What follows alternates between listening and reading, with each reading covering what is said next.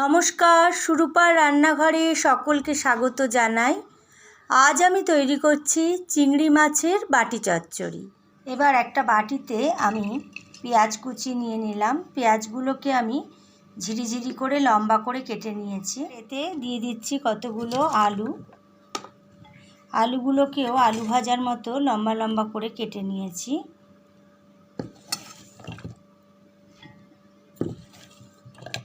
এবার দিয়ে দিচ্ছি চিংড়ি মাছগুলো।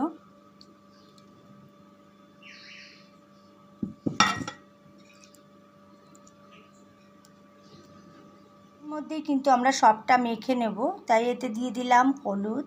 এবার এতে দিচ্ছি আন্দাজ মতো নুন, দিচ্ছি লঙ্কার গুঁড়ো, দিচ্ছি 2 টেবিল চামচ তেল। ভালো করে সমস্ত মশলাগুলোকে মেখে নেব।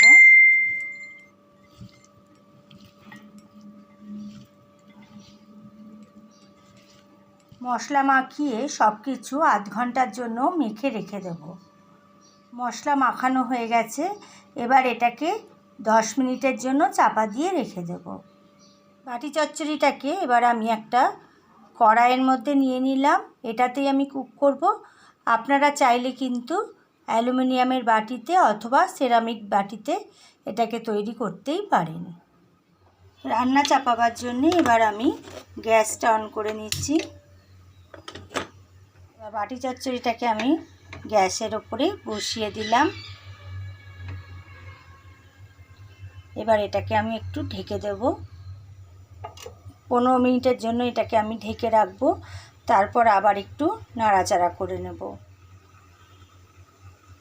মিনিট পর আমি এটা একটু খুলে দেখে নিচ্ছি।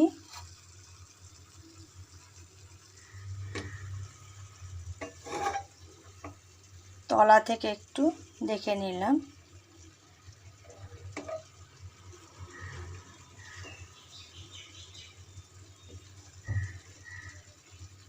চারপাশ থেকে দেখুন আমাদের জল বেরিয়ে এসছে।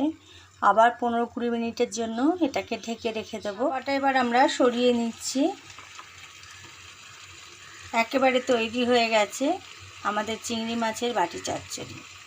এবার আমি গ্যাসটা অফ করার আগে সব শেষে আমরা ওপর থেকে একটু কাঁচা সর্ষের তেল ঘুরিয়ে দেব। দিয়ে গ্যাসটা আমি একটু ফুটিয়ে গ্যাসটা অফ করে দেব।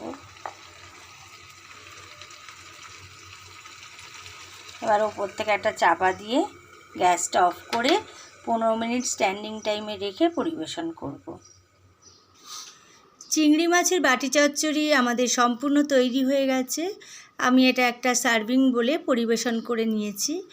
আমার তৈরি চিংড়ি মাছের বাটি চচ্চড়ি আপনাদের কেমন লাগলো প্লিজ কমেন্টস করে জানান। আপনাদের কাছে একটা বিশেষ অনুরোধ, ভিডিওটাকে একটা লাইক করুন, শেয়ার করুন সকলের সাথে, আর আমার চ্যানেল সুরূপার রান্নাঘরকে সাবস্ক্রাইব করে প্লিজ আমার পাশে থাকুন। ধন্যবাদ।